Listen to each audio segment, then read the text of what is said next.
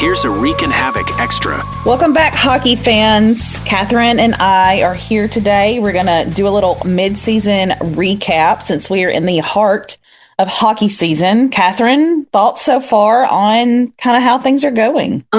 So far I'm feeling really positive about it. I think we're getting some hot streaks. I don't think we're really getting on any bad streaks of games. I think it might be one bad game, but then we're right back on a good streak. So I'm feeling good. I'm excited. Yeah, it's almost like we've got it's not like our heads are in the game, but it's kind of like you start a season and you're a little bit shaky, trying to figure out everybody, figure out your team, figure out what's clicking, and then something happens and it just kind of starts to click. For sure. So we just got off of a 2-series stretch with Evansville over the weekend. This will be the January 9th and 10th weekend. That was a pretty interesting stretch of games with Evansville. Evansville's middle of the league right now, but I really feel like they are one to kind of watch out for. They were a very tough team and a very well-played team. We only beat them Friday night through shootout, and that was we went to 8 on the shootout with them. And then we lost the next game with them, but really stayed with them. But Evansville's just they have a lot of good defense. They play real disciplined. I was really impressed with what I saw. They're super aggressive, and I can't complain about that. Huntsville usually is. They still were pretty aggressive. Evansville was just matching that energy, I guess. Yeah, and on Friday night, 16 minutes or 18 minutes, I can't remember how many minutes it was of hockey, Evansville kind of lost their steam. And I think that if they had kept up whatever steam they'd had in the first and second period, that they would have probably beat us again with a couple of more goals. I really think so. But I'm not sure what happened in the locker room. We always know, Stu, like some sort of fire under those guys. But they came back out and were able to make all those plays, score all those goals, and then get it into overtime and then finally into that shootout. And I was just really impressed with kind of we're at the bare minimum. It's down to the wire. We've got to figure out how to win this game kind of mentality. And the whole team really clicked really well. Played really aggressive in that moment. And also they were able to hit their marks, hit their points where they were passing to and different things that had kind of been an issue earlier in the game. So I was just really impressed with that Friday night, game with Evansville. Saturday obviously didn't go our way, but we still stayed in the game pretty well. I thought that there were just some issues with passing. I know you and I have talked about that a little bit. Their inability to, sometimes, to keep getting things passed correctly. What were your thoughts on that? Yeah, I'll definitely say, other than maybe that stick handling, it was a very, very, very good game. I feel like when we're feeling down, somehow Reggie always comes in and does something, and it just changes the energy. And so those last, 4 minutes, I want to say, that we were down by 1, it was just, the energy was just so up. And you could see that our players were trying so hard to get that last goal. Even though it didn't happen, it felt like it was still a really good game. Can't complain. Yeah, and I think that had we had a little bit more time left, we probably would have maybe scored again and tied it up, or, anything could have happened. It really felt like Evansville was putting a lot of pressure on us to not be able to get the puck out of our slot area away from Wilson so they could pull him. There were times when I thought maybe we'd pulled him a little bit earlier. But it was almost as if we couldn't, they were putting, their defense was so good that they were, not allowing some of those things to happen. And I just feel like we ran out of time. I don't think that the Havoc played particularly, weak or bad on Saturday. I thought they were real aggressive. There was a lot of really good hits. There were a few penalties that I am surprised did not get called on us. Likewise with the other team, but overall, it was a pretty good stretch for the weekend, and I think they shouldn't hold their heads down over that loss, in my opinion. I thought they played really well. For sure. So mid-season, we are in the home stretch, and right now everything is looking toward the end, playoffs, what that's going to look like, who are those teams going to be in, and it may seem early now, but lots of contenders. And again, that middle stretch, that last 3 or 4, or even the groups in the middle, they can always come back. I've seen that happen. So it'll be interesting to see how this all plays out in a few months with the playoffs. But I wanted to kind of turn it over to you and let you talk a little bit about some stats that we've got going on for the midseason look back. Yeah, so we actually, with Wilson, our goalie, who we love, he's tied for shutouts. He's got 3, and he has played the most games out of any other goalie, which I'm not surprised about. I feel like he's the name that I hear every single night. And correlating with that, obviously, he's got the most wins in the league. So that makes a lot of sense. And it's really neat to see Wilson kind of, again, come into his own this season. He's had a few games that were kind of rough. A lot of chatter among fans that were frustrated. Some of the chatter reminded me of listening to a bunch of college football fans fuss about their quarterbacks and stuff during the season, How do we really define players by 1 or 2 bad games? And the truth is, as fans, we want to do that. We want to define a player by a bad night, by a bad couple of stretches, and that's not how it should be. And we need to be reminded that they're young guys out there doing what they love, the whole thing. And sometimes they have an off night and it happens. And so, there were a few games where Wilson had a couple of off days, and it happens, but he's got a lot of resiliency. He's got a lot of passion. And he has come back and done a very wonderful job. Very much. I mean, you said it right. We hear his name every night. In fact, the second night of Evansville game, I thought surely they're going to put someone else in, right? Is he tired? Is it time to give him a break? And they put him back out there. And I'm really happy that they've done that. I think Stu's doing a good job of really pushing and pulling out something really good in Wilson. For sure. Okay. Another good stat. What you got? Right now, even though we are not technically in first place with points, I believe we're third. No, we're in second. Actually, I'm wrong on that. We're in second with 40 points.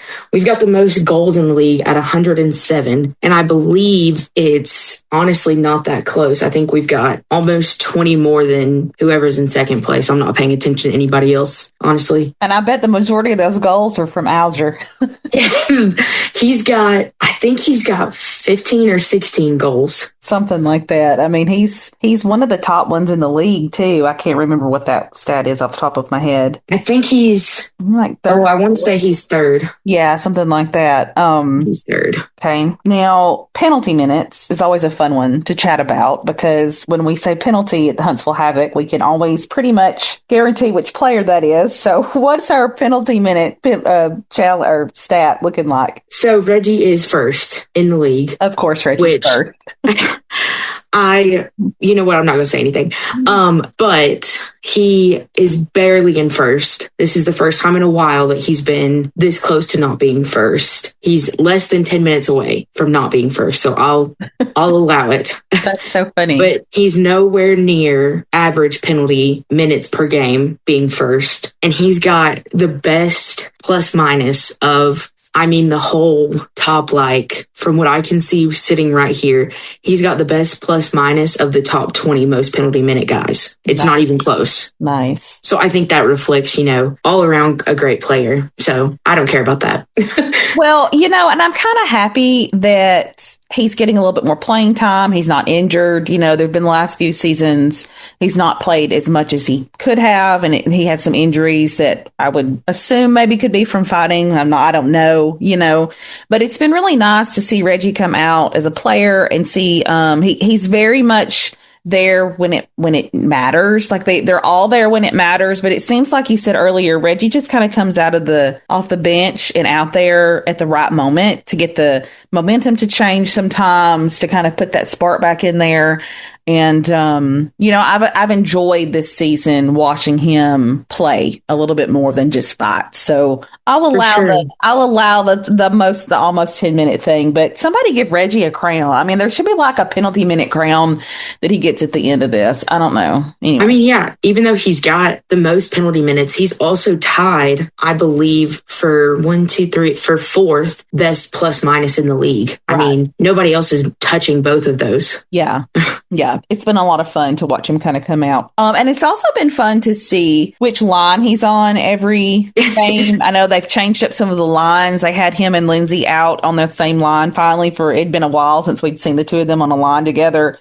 for the Evansville stretch. And I thought that was just really nice to see, kind of those players back where they, not necessarily where I feel they belong, but it makes sense where they belong in a way. So I was kind of happy to see that. I know. I feel like as soon as we interviewed Linz and I mentioned how much I loved the Ethan, Reggie, Fries line, they were like, okay, never mind, change everything. Let's as Jacob and Guy say, put it in the blender and change it up a little bit. Yeah, so, exactly. But I will say this. I don't understand why that happened or why coaches choose to do that. But I do like switching up the lines, putting a little pressure on your team to learn how to play with different guys, to learn their strengths and weaknesses. What happens too if someone's out and can't be on that line there because they're injured, and you've got to learn how to play with someone else on that and kind of feed off them. I don't know if that is a strategy. I don't pay attention to other teams enough in the league and how their lines are and what the consistency is to see if that's like a normal thing. But I almost wonder if it's kind of a strategy too, to keep us on our toes and see what works well in certain conditions and with certain teams. So it might be something we want to look at for the rest of the season. I was just about to say I would learn to live what? Love to learn. Love to learn. Love to learn like the behind the scenes on why they choose those and why they change them and stuff. Yeah. And also, obviously, I would assume that the players are like, okay, that's cool, whatever. It doesn't matter to them. But I also wonder if there are certain times when some players are like, okay, love this guy to death. He's a great teammate, but we don't really jive well on a line together. How is this going to work? Like, I would love to kind of, like you said, see some of that behind the scenes, but there has to be a reason for it. And the only strategy I can think of could be, maybe there are certain lines on other teams that certain guys play better against those guys on teams. Maybe they've looked at it that way. Or if it has to do with keeping everything kind of ready to go at any moment if something could happen and someone's out. I don't know. Yeah. But now I might have to start checking out what other lines are and seeing if there's any correlations, and maybe I've found something. I don't know. Okay. One more good stat. What's the last good stat that you wanted to share? We are tied for the most shorthanded goals. We've got 5 on the season. Nice. And really that makes a lot of sense. I don't know why it does in my head, but it does. Who were we tied with? I feel like I want to say it was like Quad City. Quad City, the team that keeps on giving. And then you also, we were also talking a little bit about arena sales. We've been selling out arenas. It's Pensacola. I'm sorry. Pensacola. I have to interrupt you. They're also a team. I can't. Giving. I don't even want to mention their name ever again for now. Pensacola. I'm kind of glad our stretch with them's over. Just being honest. Until she'll playoffs, we'll probably see them again in playoffs. That would help us. Sorry, continue. No, we were talking about arena sales. We've got, again, as usual, Huntsville's putting up the most attendance in the season. I think I don't know how many years this is, but people in Alabama and in North Alabama, they love their hockey and they will come out to a game. And so that's a really good thing. I know that we have often I fuss a lot about the whole, it's not a sellout. There's so many seats that are empty. And we mention this a lot. Thoughts on that? Because you're a season ticket holder and I'm thinking about being a season ticket holder next year. And so they put all these different parameters in place for attendance and stuff. So what are your thoughts on that whole process? I'm not going to lie. I tend to not pay attention to it simply because I am one and I know that I'm going to the games. Yeah. So far, I've only ever missed one home game this season. And it's because I was literally on an airplane while the game was going. Yeah. So for me, I just know that I show up and most of the people around me show up. I wish that they did, when they announced the attendance or whatever, that they would do it on tickets stand once you're there versus tickets sold. Because you should be selling your tickets, not outrageous price, but that's a whole different conversation. Or giving them away or something, because we want to fill that arena. If you have season tickets, that should be because you love the game, you love the team, you want to support them. So you should be letting someone use those tickets because somebody will buy them. That is true. There are always people looking for tickets. Always. So you've been to a few different rinks around the league, and yes. You could probably say that the attendance matters. Like it changes the momentum of 100%. 100%. You went to Pensacola. How was the attendance kind of factor there? And there, the Bay Center's bigger than us. It's like 9,000 is what it's. Oh, yeah. Pensacola holds. It holds 9,000. Maybe I'm wrong. Could be. This says they only hold 5,600, but that doesn't make sense to me. No shot. Maybe it's not them. Maybe it's a different one. But the point I was trying to make is that you can tell a difference when you don't have as many people at the game. Like what momentum that does. Right.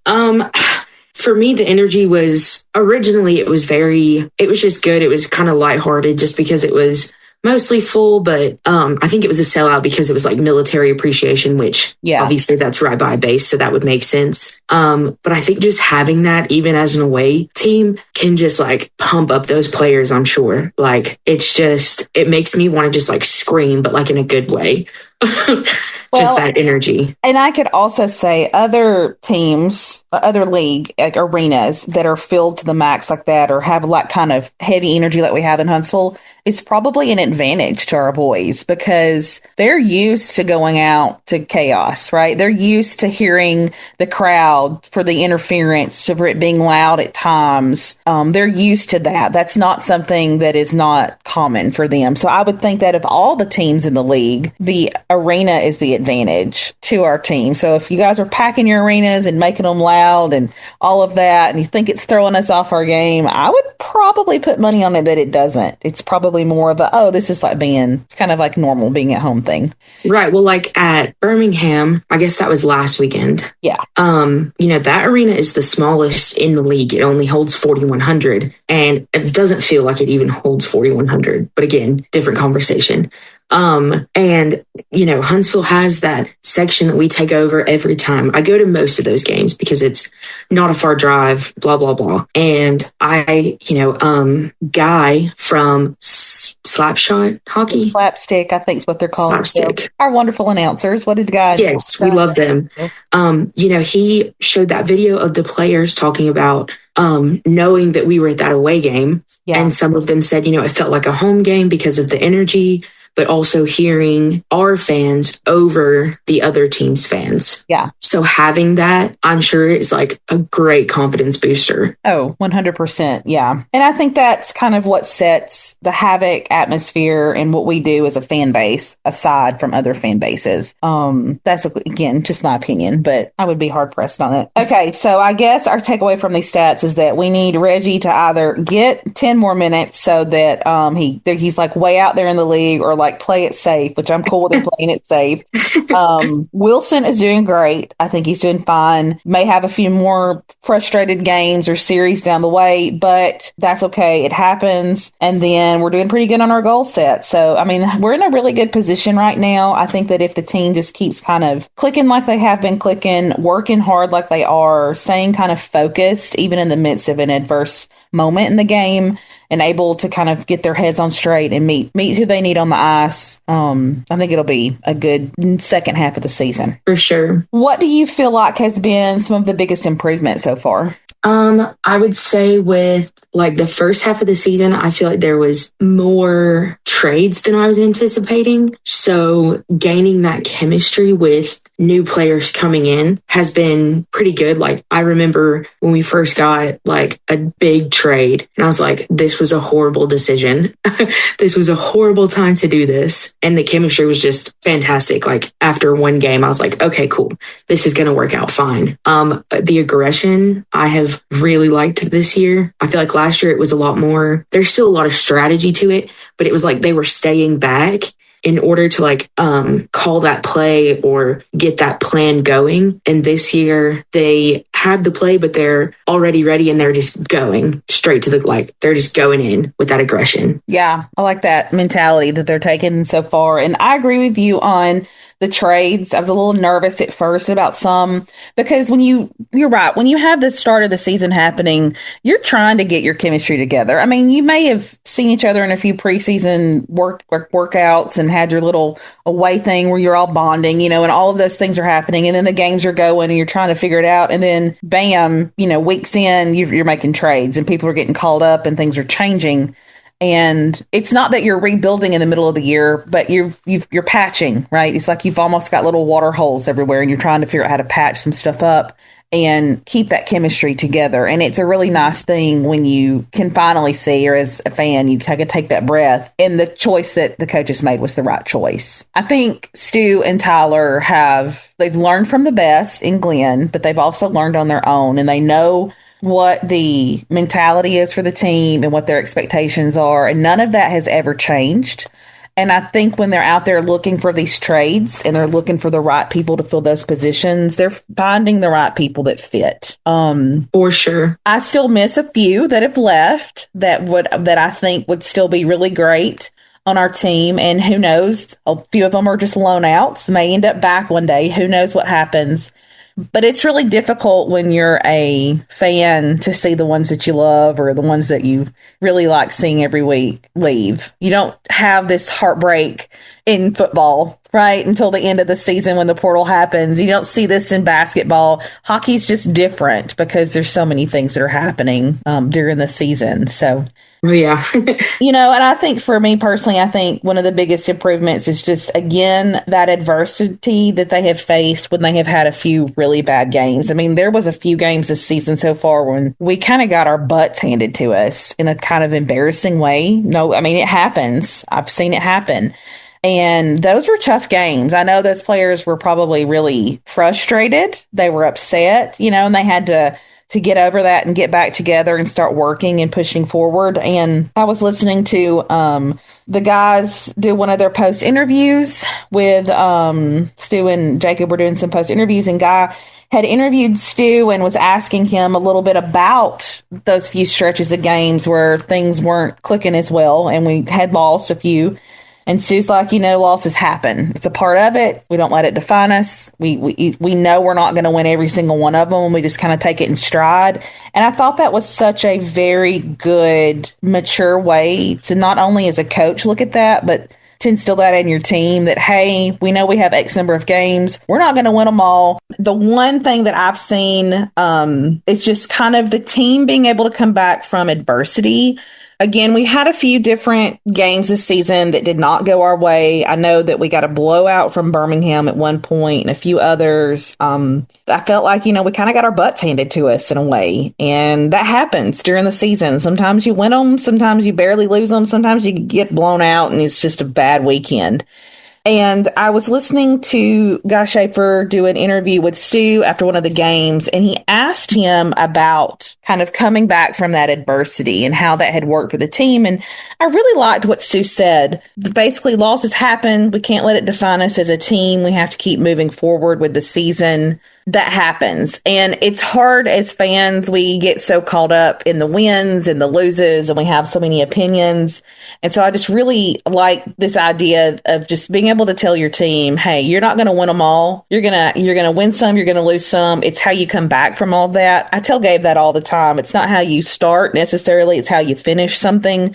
And sometimes in the middle of getting to the finish, things don't look great. You have a few bad days, but you still can get there. And I really like that. So I think my biggest thing I've seen improvement-wise is just being able as a team to come back from that adversity and figure out where their footing is and who they are and get back into the swing of things and do a really good job on the ice. So I'm looking forward to seeing how the rest of this season goes with that in mind. I will say, though, one improvement that needs to be made is I don't know who the whole league is using for their stick company, but they need to get new sticks because I have seen more sticks break this season than I have ever seen in any of the games. I think the sticks are from the sponsor. Well, I don't know. I don't know, and that's not a track, but I have seen more sticks in the league than I have ever seen. And so I don't know where the sticks have come from. I don't know if we got them from Temu. I don't know We've made them out in somebody's barn. I don't know what's going on, but we've more sticks breaking. So I feel like other players have broken them playing us than I've seen anywhere else. Yeah, I can say that too. Like, I don't know what's going on, but the stick breakage is a thing, and I've laughed my head off about it. Every time a game, I'm like, oh, there's another one. Oh, look, we just got another one broke, or that one broke. And so, I don't know. It's just, yeah, I've seen more sticks break this season. Maybe I pick up on the weirdest things during the game. That might just be me, but anyway, we need some better sticks out there. The Reekin Havoc Podcast. If you'd like to find a way to a healthier, more flexible you, look no further than Stretch Zone, practitioner-assisted stretching to help you achieve your wellness goals. The Stretch Zone method will help you gently and gradually increase your active range of motion with an approach tailored specifically to your needs. From basic back stretching exercises to sciatic nerve stretches, give them a try with a free 30-minute session. Stretch Zone, locations in Athens, Madison, Huntsville, Decatur, and Rogersville. Visit them on Facebook or online at stretchzone.com. One of the worst feelings you can have is that of being stranded. Well, BT's Towing, Tire, and Truck Repair makes that a thing of the past, with 24/7 towing services and roadside assistance in the northern Alabama and southern Tennessee areas. But that's not all. They also offer truck and trailer repair, mobile welding, brake service and repair, new and used tires, and other major and minor repairs. Their name says it all. BT's Towing, Tire, and Truck Repair. For 24/7 response, call 497-8234. That's 497-8234. BT's Towing, Tire, and Truck Repair.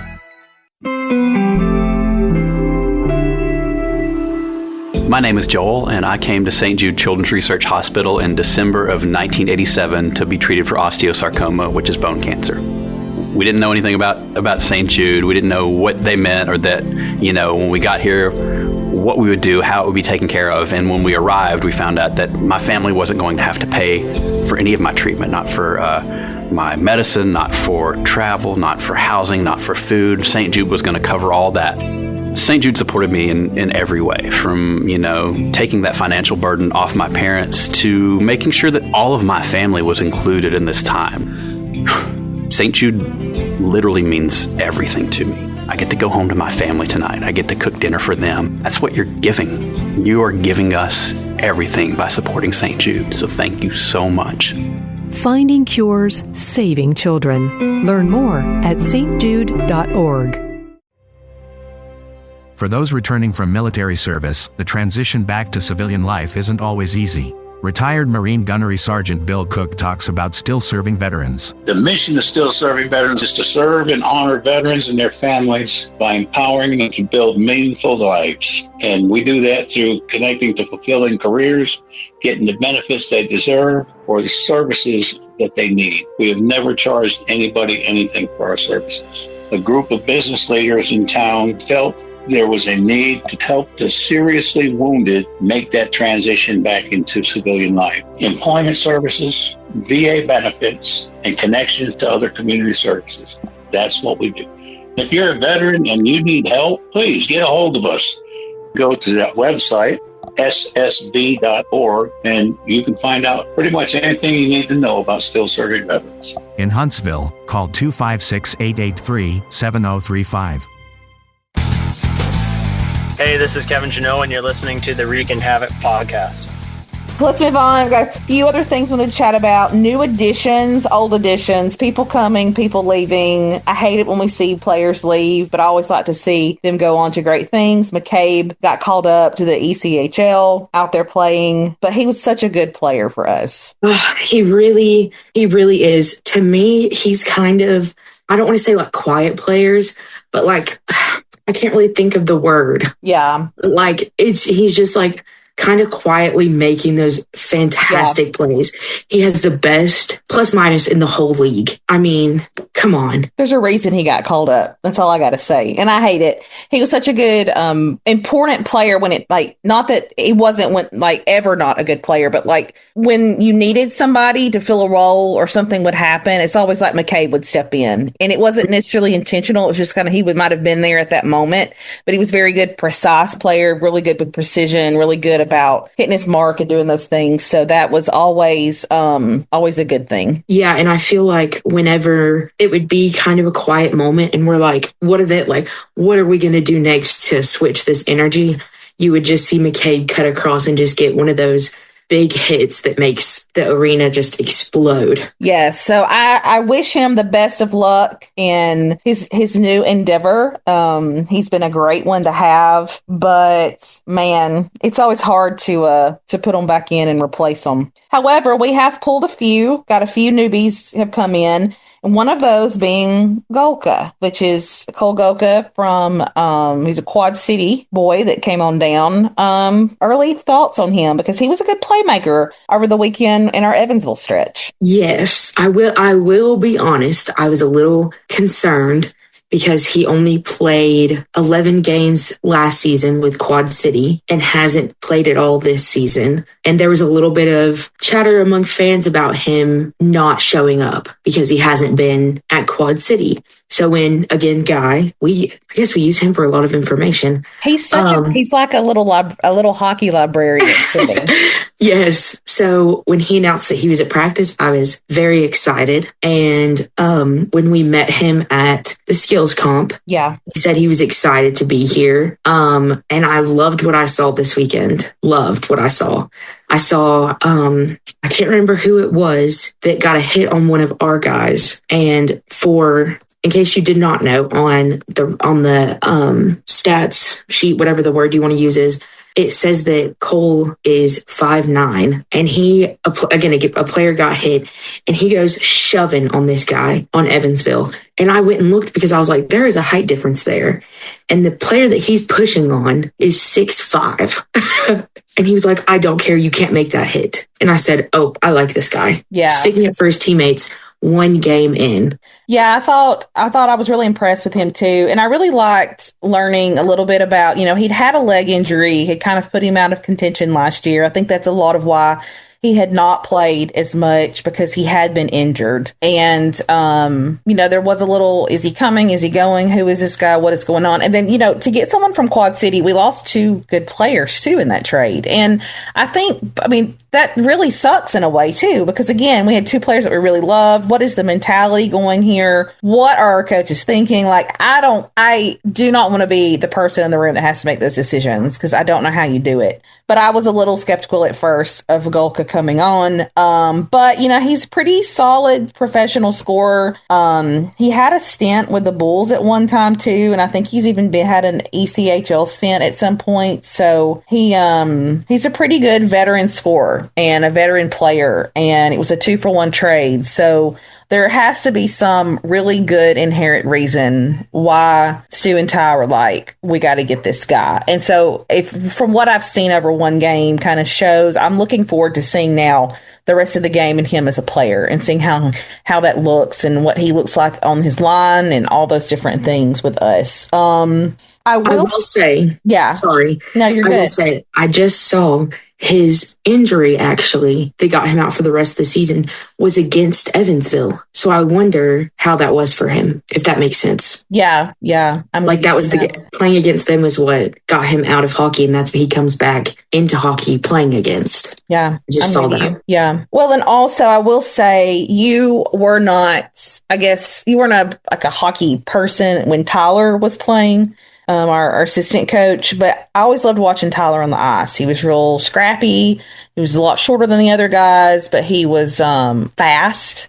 I don't know how to explain it, but those of you who have watched Tyler play would understand it. And so watching Golka on the ice over the weekend, I kept telling my husband, he reminds me a lot of Tyler, just in how he skates, how he can get down the ice so quick, real scrappy in the defensive zone, just kind of making the plays that he needs to make. And I don't know, it just really reminded me a lot of Tyler out there, seeing him play. So I'm really looking forward to seeing how Golka's time with our team goes. I really hope that this is successful for him. And then it's also proves us all that we're kind of like, what are we doing? We're trading 2 people for 1 person. Like, what is going on here? And there was a lot of chatter about that again, we're fans. We don't know the behind the scenes. And so I have to take into effect that Stu and Ty know what they're talking about. And it was really nice to kind of see some fresh eyes out there and people. And, he is who scored the shootout for us, the winning goal on that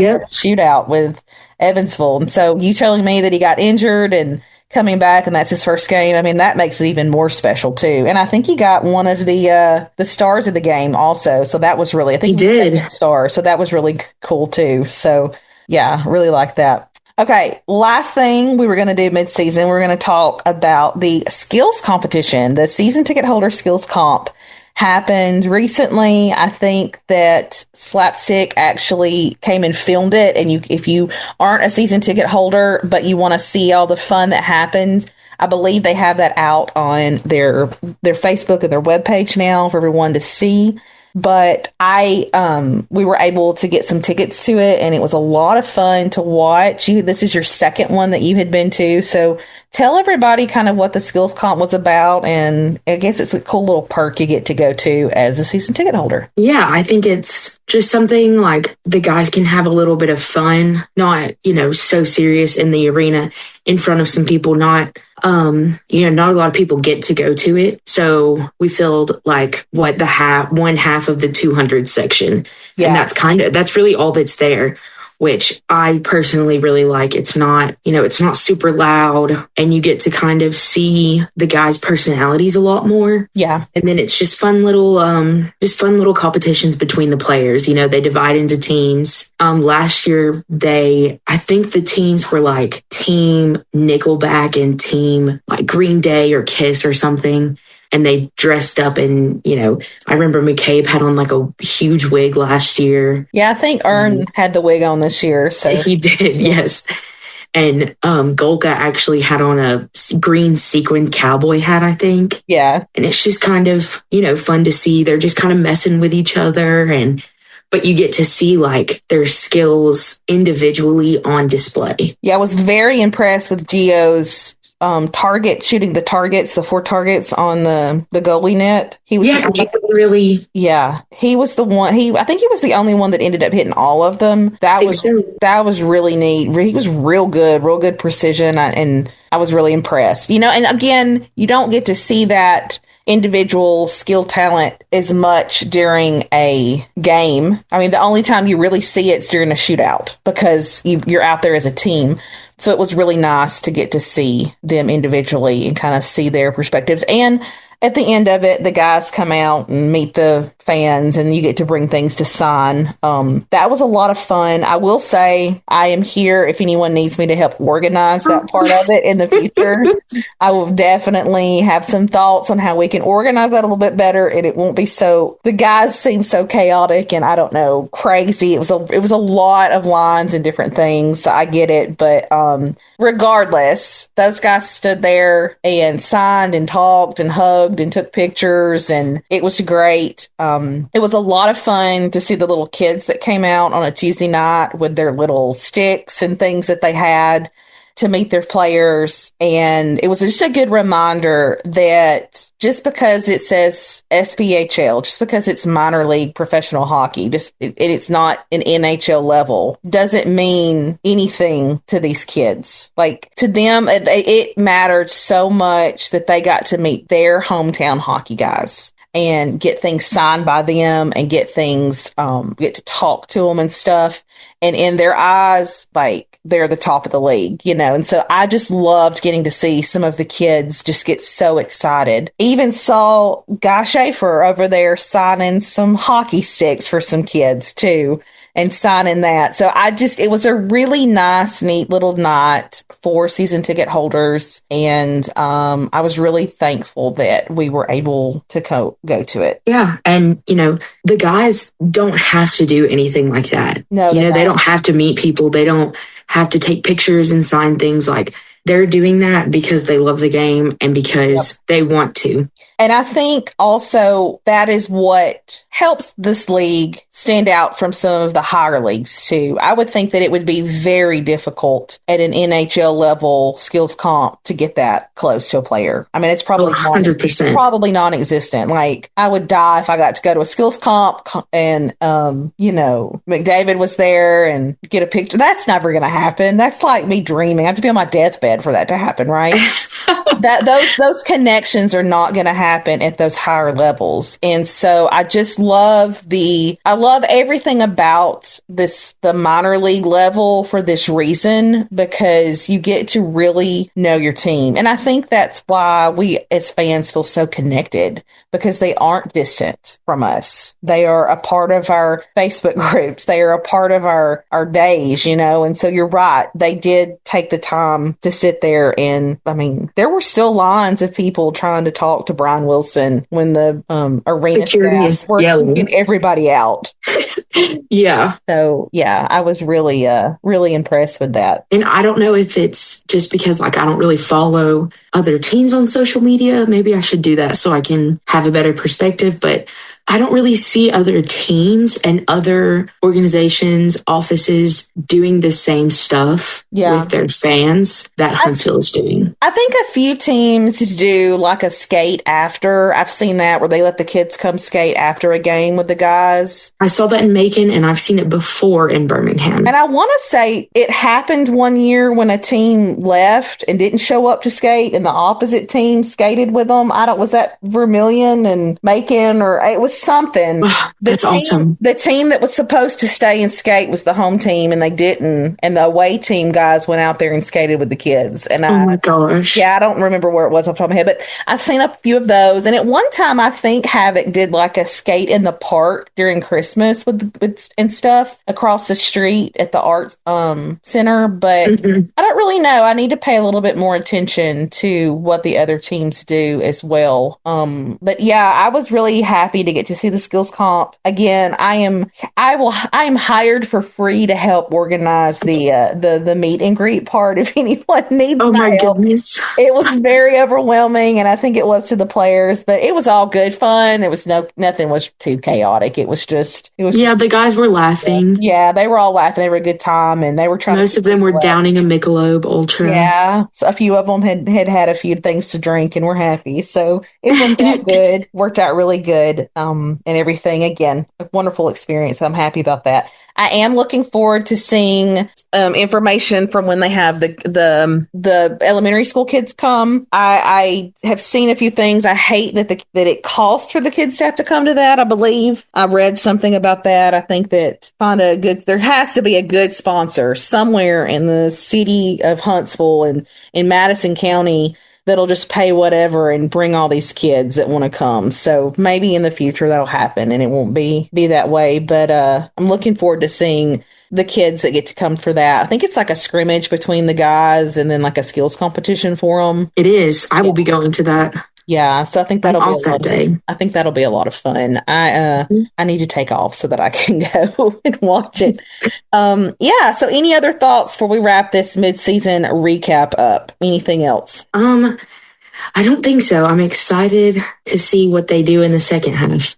I don't see it. Let me not jinx anything. I'm excited. I'll just say that. Yeah, I'm real excited too. I have really enjoyed seeing where the team has come from the beginning, going from there. And the good thing is we've got a pretty good lineup of players planning to come on the podcast. We pretty much we milked our way around skills competition and talked to a bunch of guys, and they were really excited. Some had heard about the podcast, some had no idea, some were super happy about it. So we've got a good lineup coming for the rest of the season, some more stories. So if you have players that you want to hear from and you've got questions for them, chances are we're going to have them on the podcast this season. Let us know any questions that you've got coming up. What do you want to know? What is something we've not asked? Things we want to talk about with them. We would love to have that feedback. You can send us an Instagram message or a Facebook message or comment on something. Just let us know. We're looking forward to it. But yeah, Catherine, I'm looking forward to seeing how the season goes. So am I. Okay, well, we've got a couple of stretches coming up. We got Melissa George Night, which is going to be a biggie this coming up weekend. And then you've got the annual game against the Bulls on Martin Luther King Jr. Day. So lots of fun stuff still to come this season. Yes. Okay, everybody. Well, stay sharp in the slot. Keep reeking of Huntsville Havoc hockey. And Catherine and I will check in with you next time. Join the Huntsville Havoc Booster Club and help support the team and staff and promote the sport of hockey in Huntsville. Go online to havocboosters.org for more information. In June of 2005, our twin girls were delivered, Melissa and Catherine, and they were born 14 weeks early. Amy and Chris George talk about the Melissa George Neonatal Memorial Fund. They both weighed less than 2 pounds, and Catherine was 115 and Melissa was 1'9". Melissa lived for a couple of hours, but all of the medical technology in the world just could not have saved her, and she passed away while she was in the NICU. Chris realized pretty early that God had given us a platform that we could use to try to help people. So Chris and I started the Melissa George Neonatal Memorial Fund at Huntsville Hospital. To know that Melissa's name is living on, her legacy continues. And I think that was very important to Amy and I, is why, the fund is named after her. Because for 7 weeks, Melissa fought so that Aunt Catherine would have a chance to live. And I think that we wouldn't be doing her name any justice if we didn't carry on, because we know we wanted to honor her and honor her legacy. And the community, Huntsville Havoc, the community in Huntsville itself, they've rallied around that. And it's been a wonderful support system for us. And I think for a lot of families too, when they see total strangers that are giving. We're online at HuntsvilleHospitalFoundation.org. Click on the Melissa George Neonatal Memorial Fund and you can give that way. There's no donation that's too small, and every dollar is just as important as the next one. And if you're giving, then we understand you're giving because you care. And that's what's important, is that we've learned over the years that people give because they care. And you can volunteer. If you're interested in that, you can click on the volunteer tab to fill out an application. We are grateful for any type of support, because we know that once we pull those dollars together, we can do big things. For more information on the Melissa George Neonatal Memorial Fund, visit HuntsvilleHospitalFoundation.org. For tickets, official Huntsville Havoc merchandise, and more, go to HuntsvilleHavoc.com.